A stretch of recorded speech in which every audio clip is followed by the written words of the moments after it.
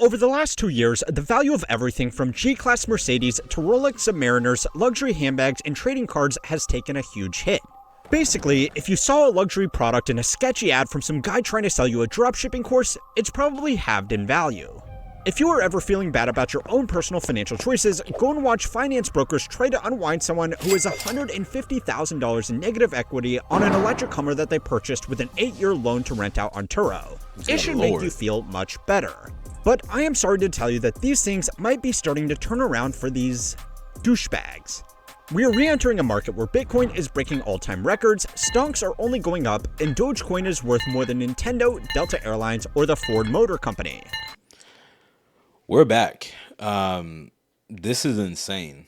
Quick little video here titled "It's an Investment, Bro," with a lot of the things and materials and assets that people have been buying over the years and kind of promoting. Let's see what they have to say about this one. But yeah, Bitcoin is about to touch 100,000 if it hasn't already. Let's see. Yeah, Bitcoin at 98,000 right now. Let's see what happens. All right, so this video is from How Money Works. It's an investment, bro. Let's see what's happening to the market end of 2024, heading into 2025. What are we dealing with? In a market where prices only go up, you better brace yourself, because people are going to say that just about anything is an investment to convince their customers, to convince their partners, or just to convince themselves. But that doesn't matter, as long as they can't convince you. That is how I could justify spending $11,000 on a first edition pack of Pokemon cards from Logan Paul. That watches are actually not just fashion, not just a statement about who you are. I have been collecting these bags for a minute. They're also a great investment. I'm sorry. You owe about $190 left? Yeah. All right. Hummer EV. Did you see my other Hummer video with the guy that was like $100,000 upside down? Yeah, that was, yeah. Alternative investments do have a lot of attractive qualities for sophisticated investors that know how to effectively use them. Assets like commercial real estate, patents, private equity, distressed debt, commodities, and even some collectibles have been purchased by wealthy people as part of their broader investment strategy because they do actually have a few advantages. Alternative investments is kind of like the key thing that was mentioned. These things are not what make these people rich. These things are what people buy after they already have an abundance of money and assets, and they want to see that portfolio grow almost by any means necessary since they have so many means. But let's see. The value of these assets are often uncorrelated to the return of the stock market, which means that if you are a wealthy individual that loses their job during a market crash, you won't have to sell your investment at record low prices to stay afloat because some of your alternative investments should still be doing fine.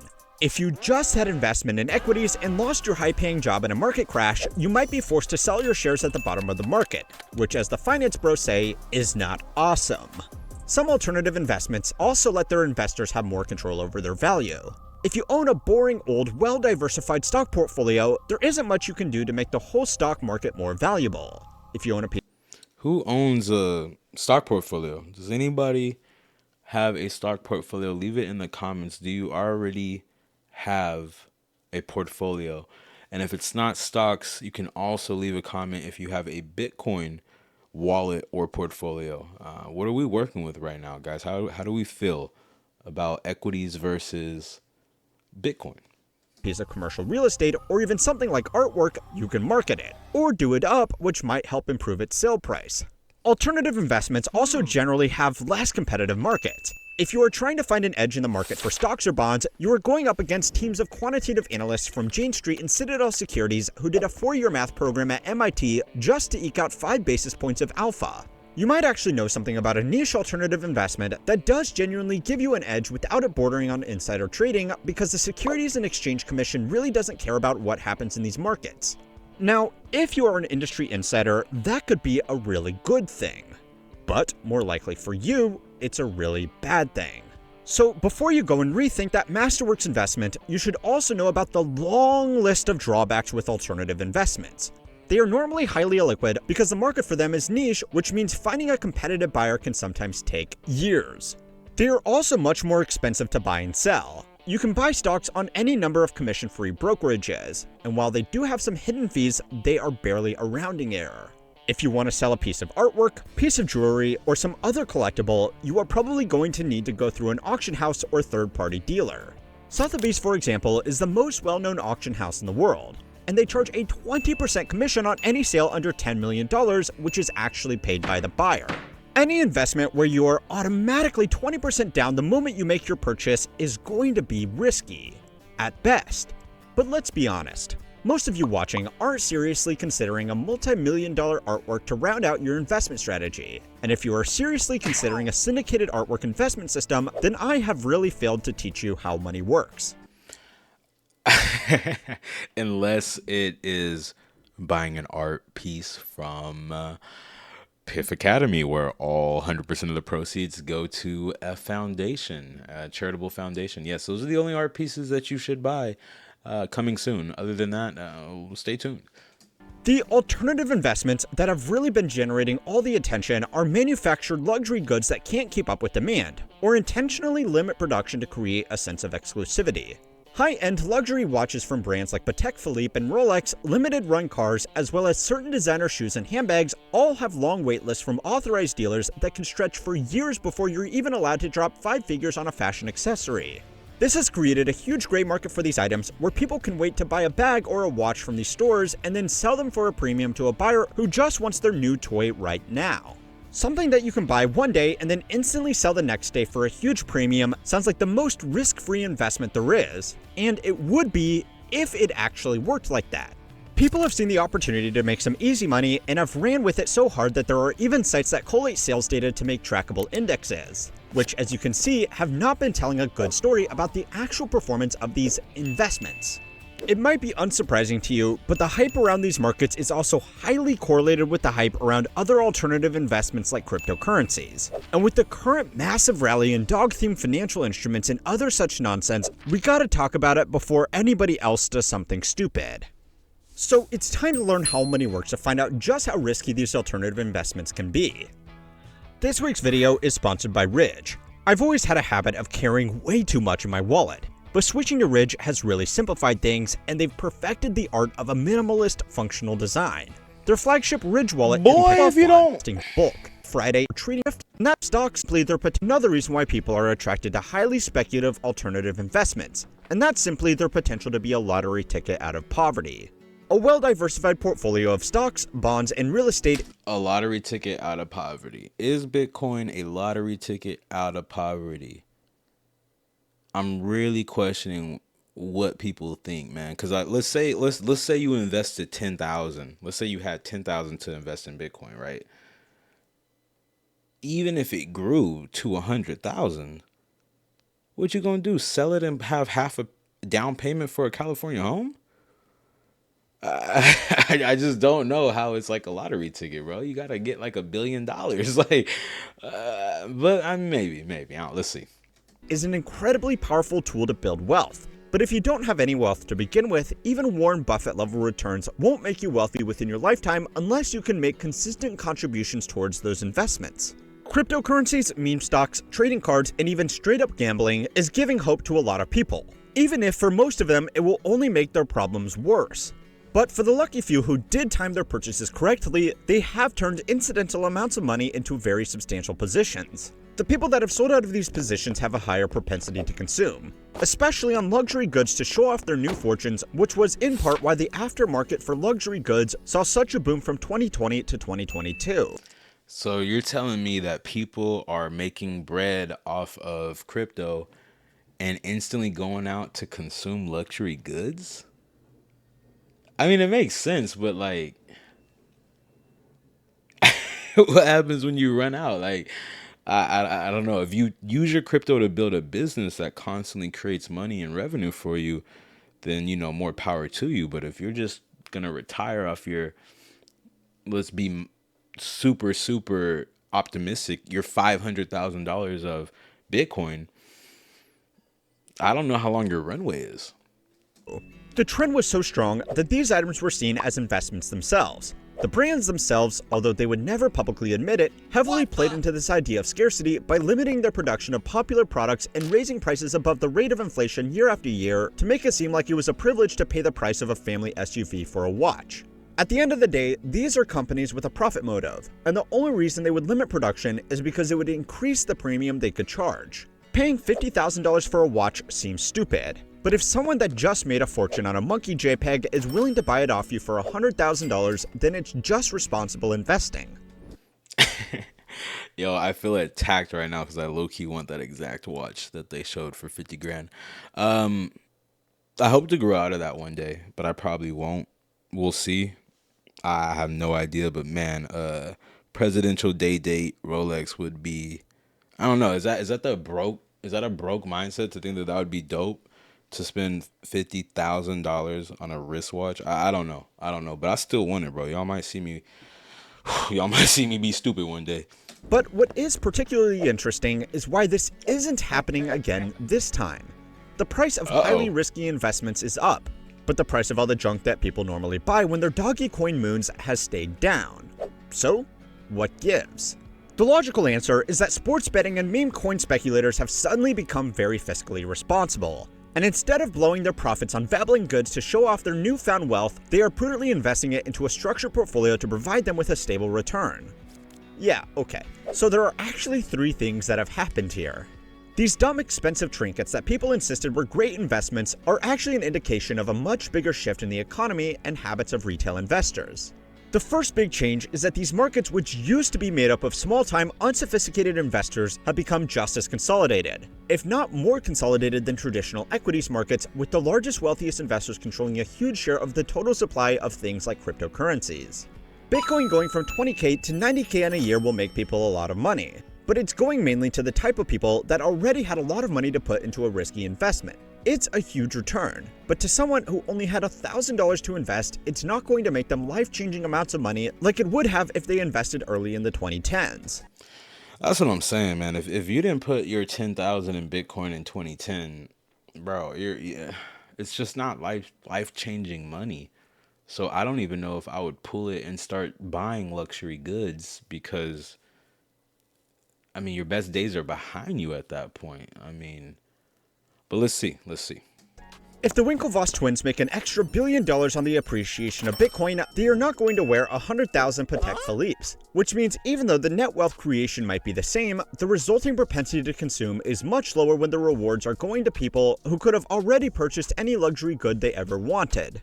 For many of the small investors who want a chance to make life-changing amounts of money from their limited capital, the boat has already sailed on Bitcoin, which is why people keep falling for rug pull after rug pull on the promise that this time will be different, because they simply need the chance. The reason that people are making these gambles is also different. A Wall Street Journal survey of investors with low FICO scores found that their primary reason for investing was not to build wealth, but to pay off debt. Whoa. People are investing to earn money to pay off debt? All right, so there's about a billion reasons why that doesn't make any sense. We're going to dive into that a little bit later, but I'll give you reason number 1. If you find yourself digging a hole, stop digging. Okay, stop digging. That's the first thing you should do before you try to invest your way out of that hole. But anyway. Credit card debt is now approaching all-time highs, and interest rates on all kinds of borrowing is up. So even when people are lucky enough to turn a profit on these extremely risky investments, they are just going back to square one, not actually getting ahead. Thank you. Yeah, we haven't moved the needle yet, brother. There's a way to do it, and we're going to go over that in the academy. But yeah, investing your way out of a debt problem is not how you maximize your money. It's not. 4 years ago, dumb investments were turning people's stimulus checks into enough money for a down payment on a Lamborghini Urus. Today, they are lucky if it pays off their heavily underwater car loan. People are no longer being greedy. They are just being desperate. Now, you have probably experienced this cultural shift from the pandemic-era exuberance to the more cautious financial environment today, even though most macroeconomic indicators are up and to the right. It's because we are going through a quiet recession. We're going through a quiet economic shift in America where people do not have the disposable income to go do a whole bunch of things. People are getting tighter. People are getting more focused. People are getting more aware of their financial circumstance, especially since 2020. I look at the unemployment rates spiked in 2020. Look at the chart.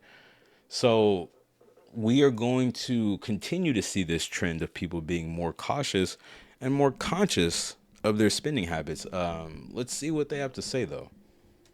But these investments are also getting hurt by a market where none of you are watching from, which hasn't even been able to make its broad economic indicators look good. China has become the largest market in the world for luxury goods because the country has produced a lot of wealthy people very quickly, and those people are eager to show off their newfound fortunes with luxury goods. Unfortunately, real estate, the primary wealth generator in China and the single largest asset market in the entire world, has been floundering since Evergrande and other major property developers started failing and flooding the market with more apartments at fire sale prices. This wealth destruction, along with a strong push by the government to crack down on extravagant displays of wealth, has meant LVMH is one of the biggest companies in the world, and I cannot believe that. It's so crazy how they have hacked into the human psyche.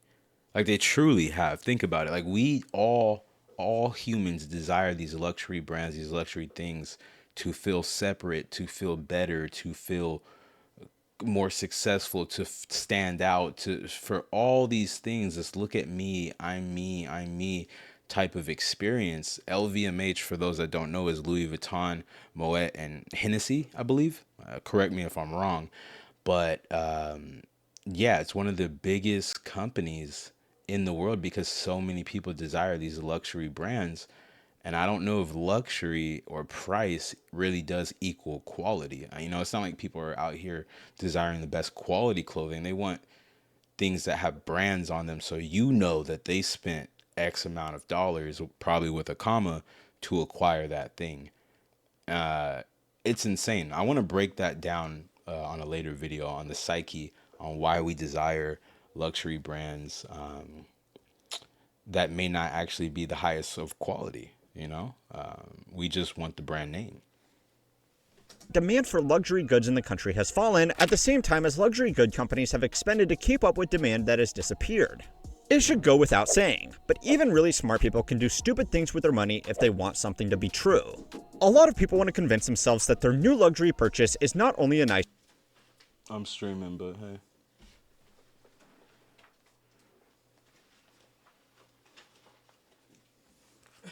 Ain't no retirement. Let's see. Marital retirement benefits and solutions. You took it all out? Yeah. I already took my benefits. I already found my solutions. So we'll see. Bye. Okay, bye. Are you here tonight? Uh-huh. Why? I pulled out food. I thought we were going to have to feed ourselves. What'd you pull out? I forgot. Where is it? In the fridge. Oh. I think it might be. You don't cook it? I'm gonna survive. I'm gonna make it. I'm gonna keep living. So yeah, I might cook it. I don't know. There's really nothing else. So. There's some frozen stuff in a bag. Your dad and I are so sleepy. He didn't sleep. Go to bed. But frozen stuff in the bag. I know. So what's your dad bought? What did you buy? What do you mean? What did I buy? What's in the refrigerator? I didn't buy anything. What were you gonna cook? Whatever was in the freezer. It's meat from the freezer. Oh, and you put it in the refrigerator. Yes. Yeah. What meat was that? Like I said, I don't remember the name. Carne, the meat chunks. I don't remember. Oh, that's not your dad. Yeah. I don't even know if he bought it.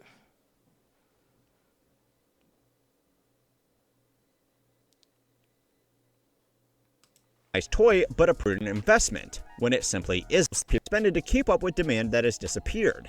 It should go without saying, but even really smart people can do stupid things with their money if they want something to be true. A lot of people want to convince themselves that their new luxury purchase is not only a nice toy, but a prudent investment, when it simply isn't. Even if there is a premium between retail price and what it could be sold for in the gray market, you normally have to spend a lot of money at authorized dealers before you're allowed to get to the front of the waitlist. After that, the risk-adjusted returns are probably very bad, if not non-existent. If you want to invest your money, invest your money. If you want to buy something nice to treat yourself by buying something nice, treat yourself.